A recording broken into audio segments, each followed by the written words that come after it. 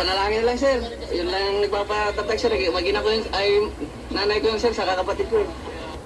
Isinakay rin sa MMDA Rescue Vehicle si Rosalie Julianes na naglakad sa baha mula sa bayan ng Ragay para masaklolohan ng anak sa Naga.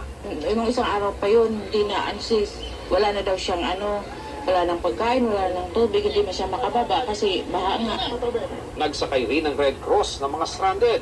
Ang tiyan kasama sa rubber boat ng mga pagkain sa mga nasalanta sa kanilang tahanan. Muling nahinto ang aming biyahe malapit sa isang tulay. Malapit na tayo sa sentro ng Milaor at sakay nga tayo nitong rescue boat ng MMDA. Nakikita natin nga problema dito, maraming stranded ng mga sasakyan dito sa area na ito. Kaya itong mga sasakyan ng MMDA at ng iba pang NGO at mga ahensya ng pamahalaan hindi na makatuloy. So isa problema na nagiging balakid sa mabilis na pag-travel papunta parte ng Bicol. Mula sa rescue truck, lumipat kami sa MMDA rubber boat na tutulak Panaga para tumulong sa rescue efforts. Sa mga looban ng Milaor, lagpas tao ang baha. Sa second floor, kumusta po kayo dyan?